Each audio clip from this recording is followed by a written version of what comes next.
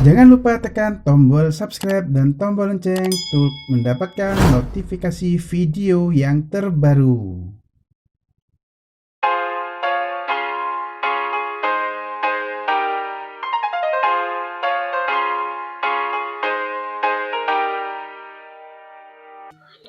Bismillahirrahmanirrahim. Assalamualaikum warahmatullahi wabarakatuh.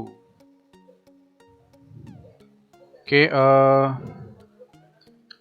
hari ini kita akan menjelaskan tentang materi pendahuluan tentang pemodelan matematika. Kenapa sih perlu adanya pemodelan matematika? Ya, oke. Mari kita lihat. Nah, problem realnya atau problem nyata di sekitaran kita ya. Jadi rata-rata peserta didik lebih banyak menghafal pelajaran daripada berusaha mengerti. Oke, jadi soalnya sudah tersaji ya, kemudian diselesaikan gitu tanpa mengkonstruk. Kemudian yang kedua, siswa lebih tertarik pada masalah teknis, yaitu menyelesaikan soal matematika yang masalahnya telah diinformasikan. Artinya soalnya sudah disajikan bentuk konkret, mereka suruh mengerjakan, hasilnya berapa begitu. Ya. Kemudian yang ketiga, pengajaran sekarang lebih menitik beratkan pada perkembangan intelek, kurang memperhatikan unsur-unsur sikap. Nah, artinya di sini lebih mementingkan jawaban daripada prosesnya. Jadi bagaimana cara menemukan, bagaimana cara idenya keluar ya, itu tidak.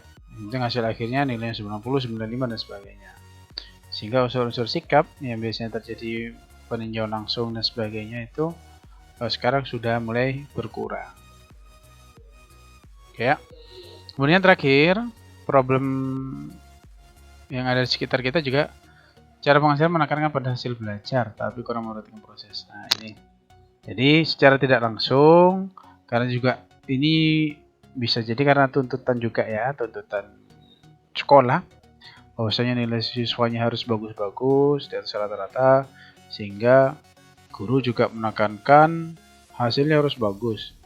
Prosesnya bagaimana, mendapatnya bagaimana, terserah. Jadi diberikan hak bebas untuk mereka mau menggunakan super cepat dan super flash dan sebagainya, pengerjaan super flash. Nah, tanpa kadang konsepnya juga kurang pas. Oke, itu problem jadian. Artinya unsur itu proses mereka mengeksplorasi, menganalisis itu kurang di perkembangan berpikir anak. Padahal matematika itu mulai dari mengingat, melihat ya, kemudian mengaplikasikan, terus mengeksplorasi, memodelkan dan sebagainya. Itu cara berpikir matematika. Oke, selanjutnya kita masuk ke pengertian model. Apa sih sebetulnya model itu? Jadi model mengandung arti sebuah contoh, miniatur, peta, image sebagai representasi dari suatu masalah. Jadi apa ya? Bahasanya ada suatu masalah kita modelkan. Kita sederhanakan, bahasa saya seperti itu. Kita sederhanakan, kita modelkan, kita buat miniaturnya, kita buat imaginationnya dulu. Kemudian nanti kita coba selesaikan dari miniatur tersebut, kemudian kita realisasikan dalam kehidupan. Nah, sekarang itu sebagai contoh, perbandingan panjang antara dan lebar bangunan rumah dengan modelnya. Nah, sekarang begini, kita ingin membuat imajinasi, kita membuat model rumah yang kita inginkan. Tidak mungkin tiba-tiba ya, terus bangun kemudian didesain saat itu juga. Artinya perlu membuat model dulu miniatur rumah yang sesuai dengan keinginan. Nah, itu peran dari teknik sipil. Ya. Nah, yang digunakan seringkali digunakan untuk teknik sipil. Nah, tapi Di sini dalam matematikanya mereka menggunakan skala nanti ya, panjang lebar rumah, miniatur dengan panjang lebar rumah sebenarnya. Oke. Kemudian dalam matematika serangkaian selalu berhubungan dengan besaran atau variabel. Jelas di matematika selalu terkait dengan besaran dan variabel. Contohnya sini, ini sudah panjang, variabelnya lebar, besarnya juga ada, panjangnya dan sebagainya. Oke ya. Kemudian dalam proses ini diterapkan prinsip-prinsip matematika yang relevan sehingga menghasilkan suatu model matematika yang diharapkan. Nah, dalam proses model ini perlu penggunaan prinsip matematika yang sesuai dengan permasalahan sehingga model tersebut mewakili permasalahan yang terjadi. Modelnya yang diharapkan dari permasalahan yang terjadi. Oke. Ya, lanjut. Masih pengertian model. Oke, model matematika dapat dilihat apakah model yang dihasilkan telah sesuai dengan rumusan sebagai formulasi. Ini menjadi tanda tanya. Apakah semua aspek sudah diperhitungkan? Nah, ini ya. Dalam pembuat pemodelan nanti ini yang harus jadi titik berat. Nah, apakah telah sesuai dengan rumusan formulasi masalah yang dihadapi? Artinya model yang dibuat apakah sudah sesuai dengan formulasi masalah nyata yang dihadapi. Ini harus ya. Kemudian hubungan antara komponen-komponen dalam suatu masalah yang dirumuskan dalam suatu persamaan matematik yang membuat komponen antara komponen dalam suatu masalah. Oke. Setelah kita bisa ya, untuk mengetahui apakah formulasinya ini sesuai, modelnya sesuai dengan formulasi masalah, maka perlu penjelian dalam komponen-komponen dalam suatu masalah. Sehingga mengkaji komponen dalam ini menjadi penting. Ya. Dan proses untuk memperoleh model dari suatu masalah dikatakan formula. Oke. Nah, itu yang dikatakan mereka. Modelnya apakah sesuai dengan formulasinya? Yang kedua, komponen-komponennya terhadap masalahnya apakah sudah terwakili dalam model. Oke, saya ambil contoh, misalkan yang sekarang lagi rame ya, masalah COVID. Ya, kalau kita bicara COVID, ini, ya, katakan ini virusnya, begitu ya. Maka di sini ada penular sama penerima. Ya. Penular, penerima. Jadi sebetulnya ada ini sendiri.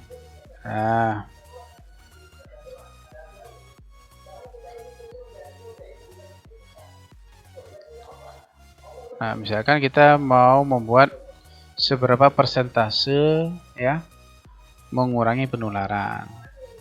Jadi ini misalkan suatu interaksi, ini interaksi. Ini contoh sederhana saja ya. Terkait dengan COVID-19, ada penular, ada penerima. Kita nggak buat yang umum lebih lebar, cuma ini kita batasi. Intinya di dalam suatu ruangan ada penular sama penerima. Bagaimana cara penyebarannya, cepat apa tidaknya. Nah, di sini otomatis mereka melakukan interaksi, baik pun, maka persentase yang menerima di sini ya, ini ya, virus itu, ini kan bisa dari beberapa aspek virus itu masuk. Katakan A-nya adalah dari tangan atau bersentuhan. Ya, kemudian B udara, misalkan seperti itu. Kemudian C ini benda yang dipegang, misalkan. Nah, ini kan menjadi parameter, ini jadi parameter, ini jadi parameter. Ini kayak penular kira-kira ini persentase penyumbangnya berapa. Ya, inilah artinya ini komponen-komponennya. Ada yang disebut parameter, ya ini parameter. Kemudian ini variabelnya, penular sama penerima. Nah, kemudian di sini interaksinya, ya. Nah, sekarang ini kan saling kontak begini. Nah, model yang ini nanti menggunakan, kalau dalam matematika nanti mereka kita tinggal memilih modelnya tentang persamaan diferensial kah, atau tentang geometri kah, atau tentang apa lagi ya, aritmatik kah, ya. Oke, dan seterusnya. Jadi bidang keilmuannya yang digunakan matematika banyak. Kalau seperti ini tentang biomatematik ini ya, berarti bisa kita kaitkan antara biologi atau kesehatan dengan matematika. Matematika di mana? Di modelnya. Oke. Kita lanjut. Oke. Kalau terkait kegunaan, saya pakai ini.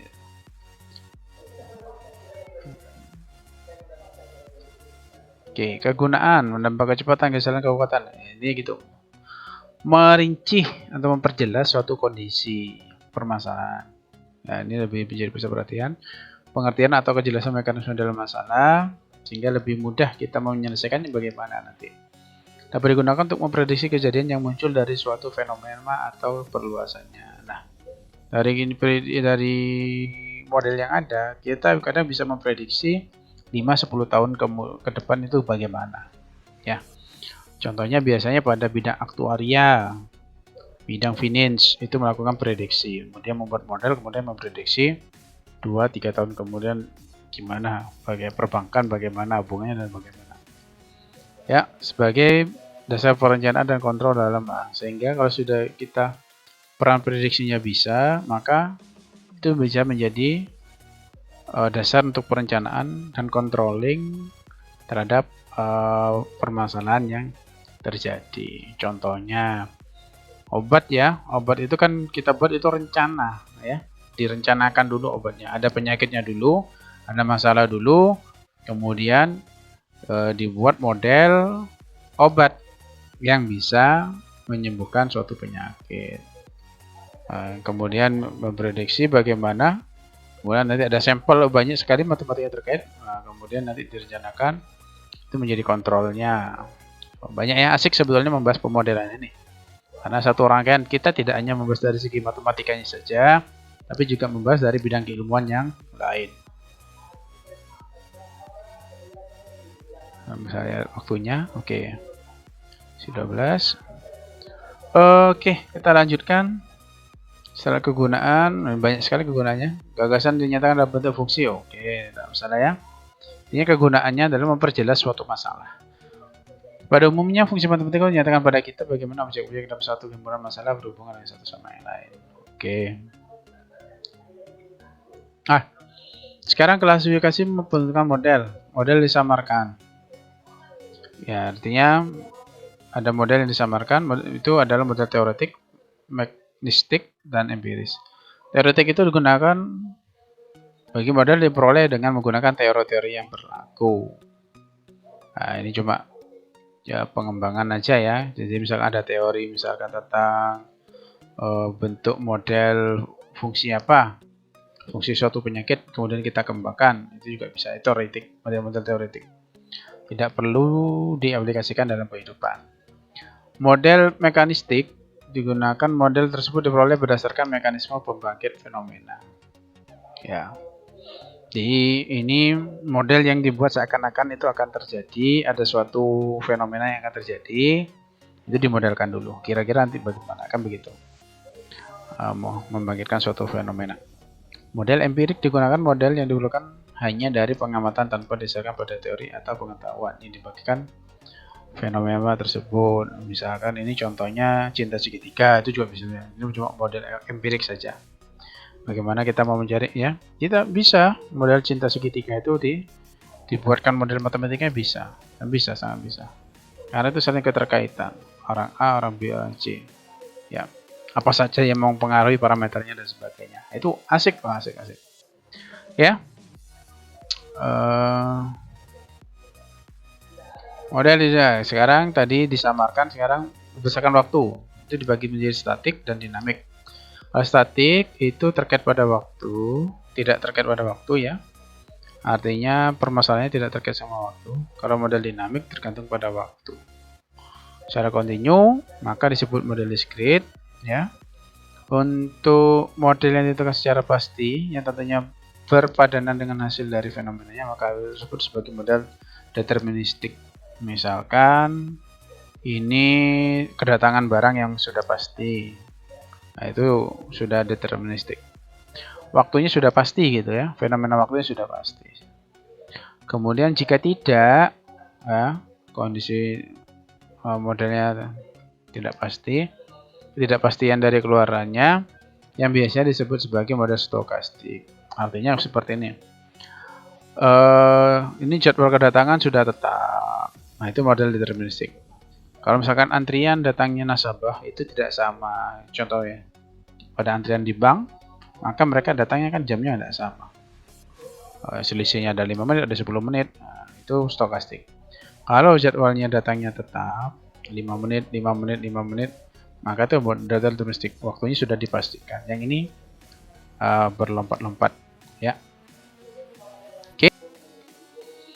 Oke, terkait kita sampai klasifikasi ya, kita lanjutkan di video berikutnya. Terima kasih atas perhatiannya. Kami akhiri. Wassalamualaikum warahmatullahi wabarakatuh.